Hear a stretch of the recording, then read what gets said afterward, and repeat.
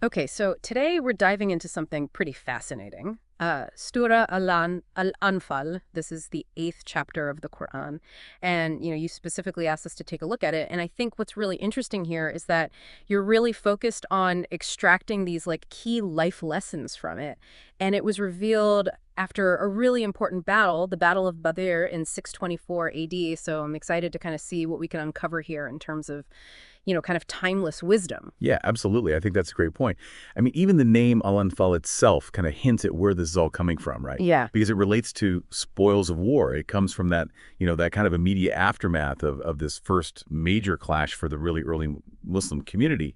We're talking about a tiny group of people, like only around 313 going up against, about 1,000 Meccans. So you can already see just from the setting itself, like this is a huge moment. It's not just a military victory. It's really kind of like a foundational moment for how Islam kind of developed. Yeah, no, absolutely. I mean, you think about it, right? The Battle of Badr, just the outcome itself, the Muslims were outnumbered, they were less equipped, and they still won. I mean, that right there, that's like the definition of unwavering faith and trust in Allah.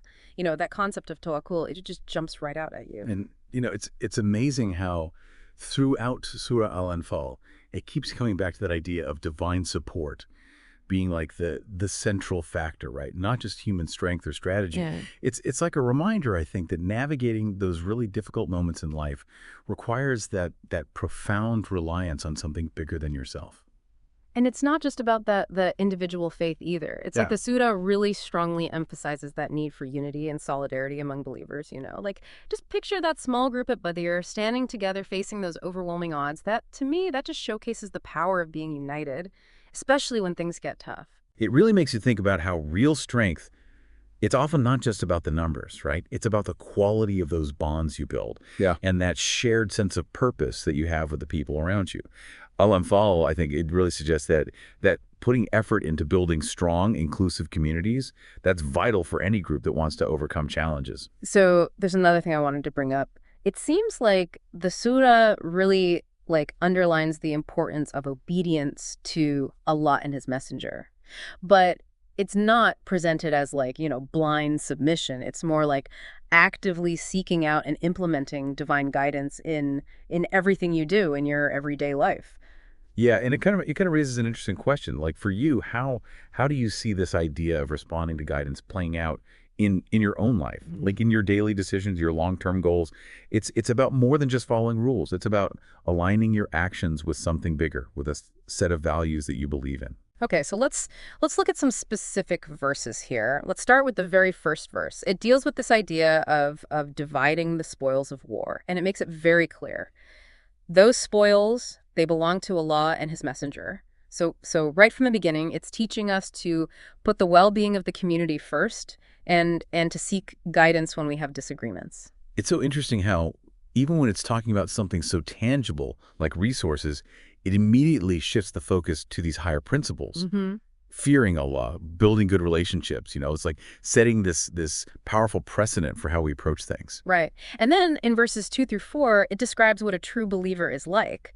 It says they feel awe when Allah is mentioned. Their faith grows when they hear his verses. They trust in their Lord. They establish prayer, and they share what they have with others. I mean, that's like a complete picture of what a vibrant spiritual life looks like. Yeah, and it's fascinating how it connects those internal states, the awe, the growing faith, with these outward actions like prayer and charity.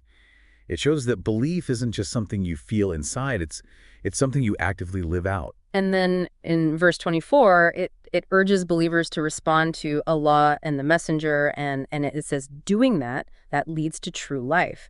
So the implication there is that really embracing divine guidance, that's the key to genuine fulfillment. It's like it's saying true life, real living. That comes from actually responding to that guidance.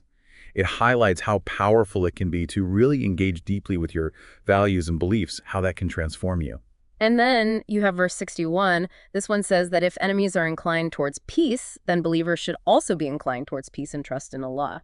That's pretty clear about the priority of peaceful resolutions in Islam. This verse, to me, it offers such a powerful ethical framework. It's saying, even in a conflict, if there's a real chance for peace, you go for it. That should be your default. It's a reminder to always be looking for those opportunities to de-escalate. And lastly, I want to talk about verse 53. It explains that Allah doesn't change his favors on people until they change themselves. So it's emphasizing that connection between our actions and the blessings we receive. It really puts the responsibility on us, doesn't it? It's saying our choices, how grateful we are, those things directly impact the good things in our lives.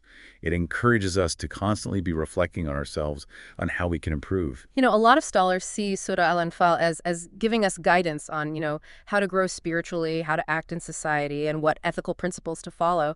And these things, they go way beyond the historical context. It's truly a source of timeless wisdom. Absolutely. It's rooted in that specific moment, the Battle of Badr.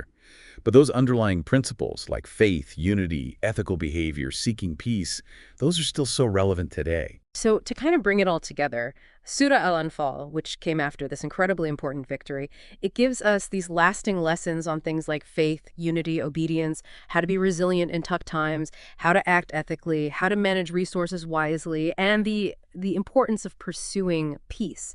And the Battle of Badr itself, that's like a real-life illustration of those principles in action.